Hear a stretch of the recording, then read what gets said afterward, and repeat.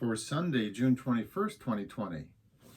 This is the Pro and Con Show, the one and only Pro and Con Show, and I'm your host, Michael James Ott. Welcome to the show. Welcome to the show. So the interest of the show is for us all of us be better citizens, right? And be open to listening to others and be, welcoming of pro and con, good and bad, for and against. Hence the name of the show, the Pro and Con Show. And the reason why I'm doing the show is because we've gotten away from being good at listening to each other. Okay, we definitely have gotten away from doing that. And what we've done is we've allowed the political parties to push our emotional hot buttons and control us. They've turned us off from being willing to listen to each other by pushing the emotional buttons to get us emotional, to get us angry at each other.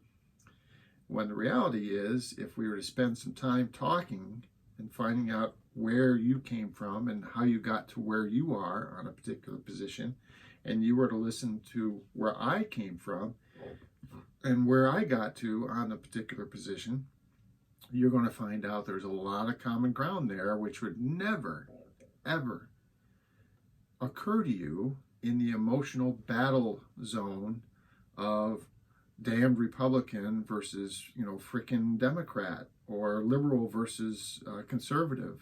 These simple labels that they've used to emotionalize the situation and separate us into controllable tribes so that they at least have an automatic level of base. In fact, people talk about Mr. Trump all the time and his base.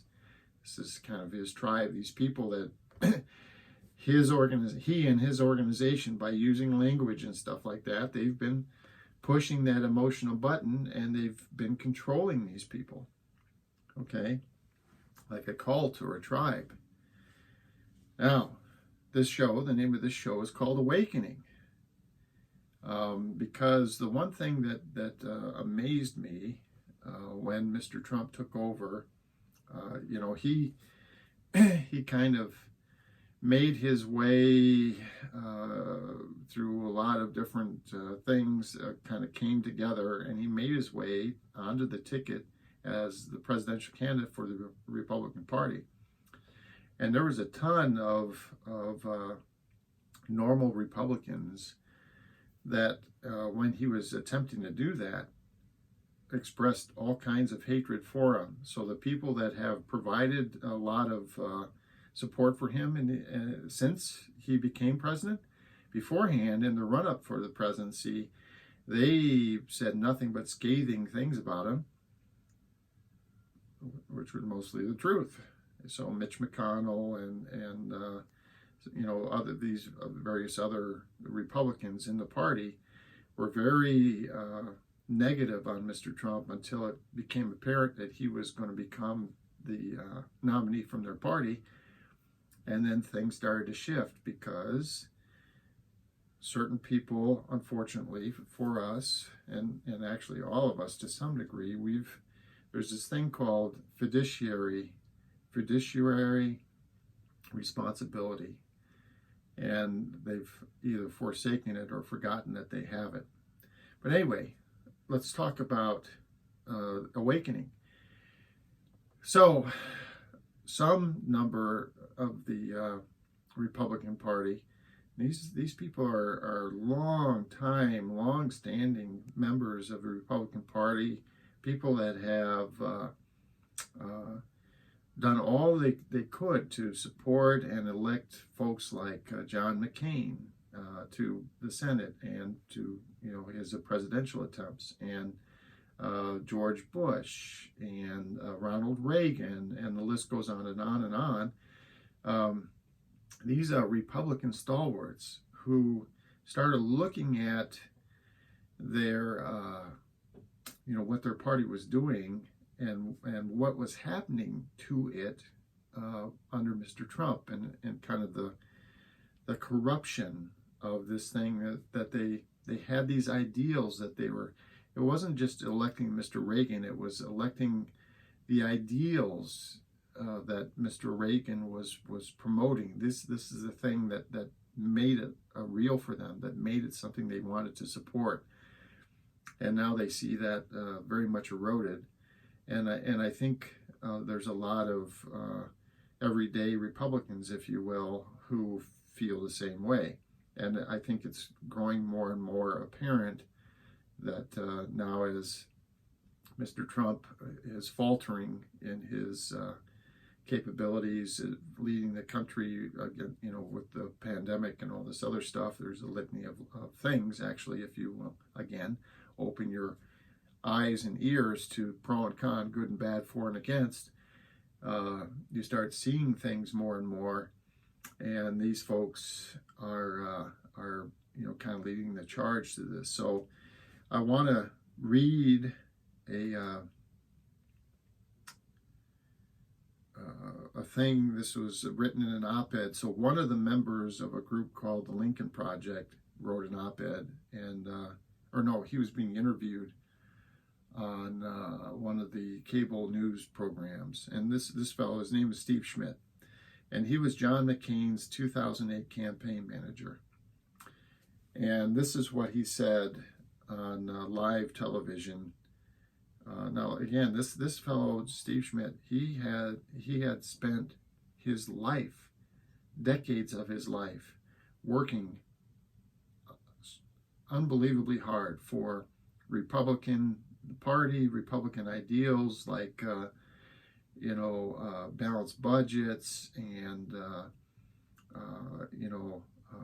pride in America and strength and service to the country and all that. There's a litany of things that he saw as ideals that the Republican Party stood for, in his view, more than the Democratic Party did.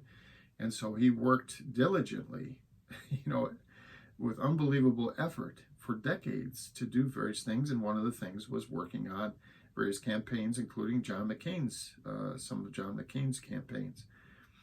So here's what he said, and I hate reading stuff, but it's important that I just read this fellow's writing word for word. So this is what he said on live television. Donald Trump has been the worst president this country has ever had. And I don't say that hyperbolically. He is. But he is a consequential president. And he has brought this country in 3 short years to a place of weakness that is simply unimaginable if you were pondering where we are today from the day where Barack Obama left office. And there were a lot of us on that day who were deeply skeptical and very worried about a Trump presidency and what it would be. But this is a moment of unparalleled national humiliation, of weakness. When you listen to the president, these are the musings of an imbecile, an idiot. And I don't use those words to name call. I use them because they are the precise words of the English language to describe his behavior, his comportment, his actions. We've never seen a level of incompetence, a level of ineptitude so staggering on a daily basis by anybody in the history of this country who has ever been charged with substantial responsibilities. It's just astounding that this man is President of the United States, the man, the con man from New York City. Many bankruptcies, failed businesses, a reality show. That reality show branded him as something that he never was, a successful businessman.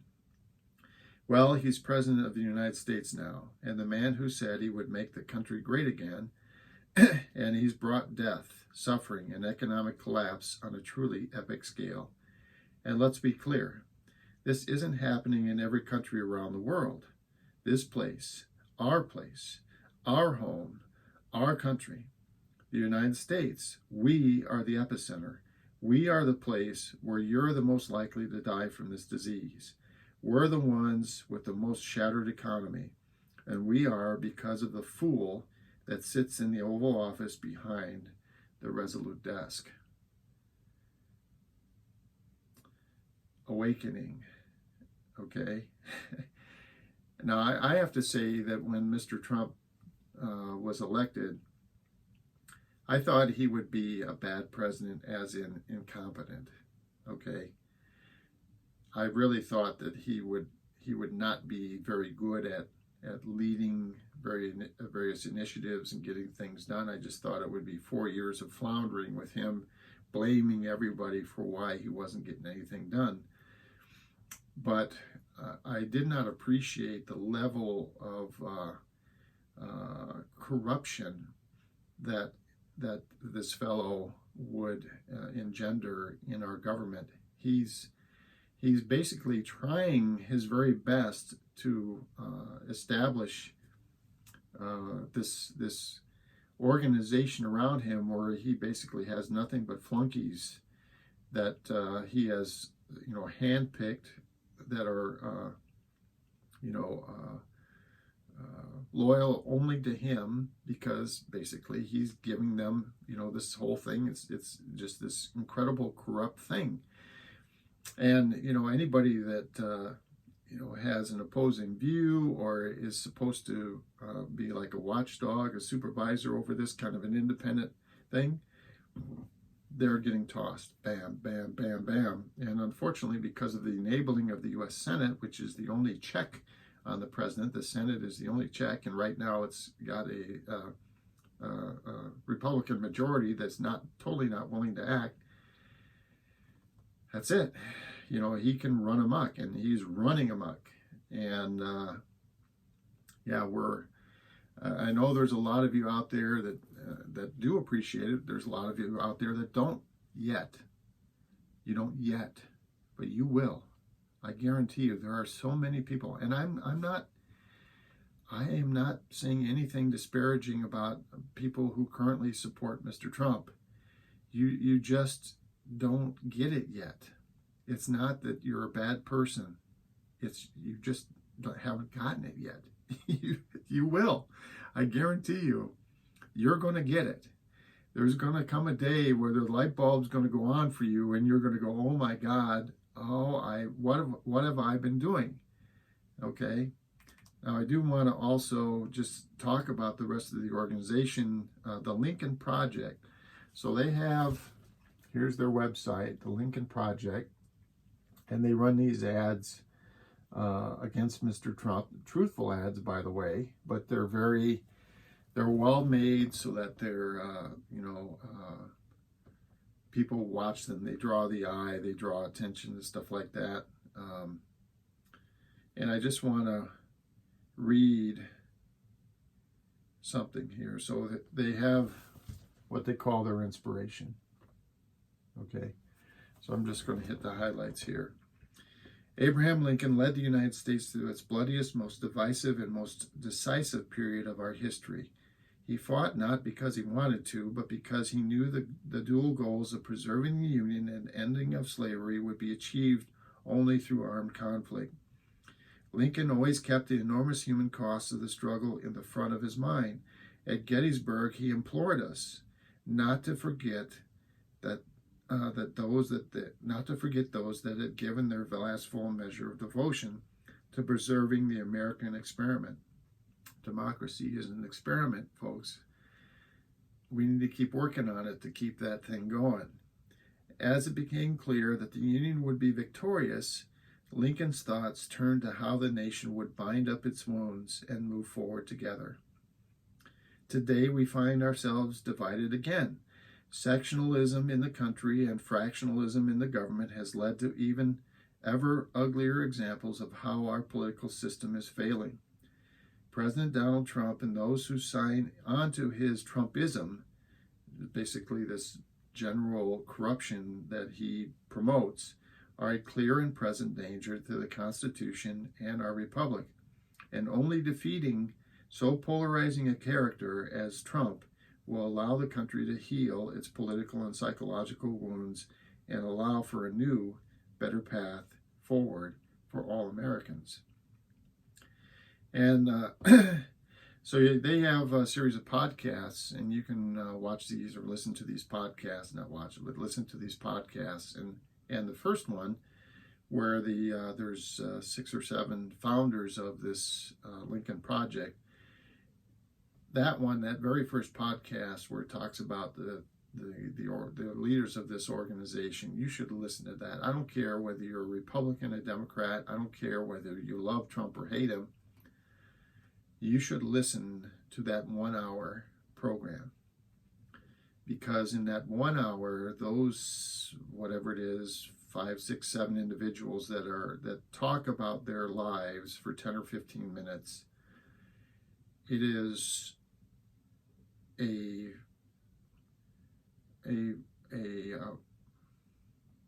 I don't know what's the revolutionary.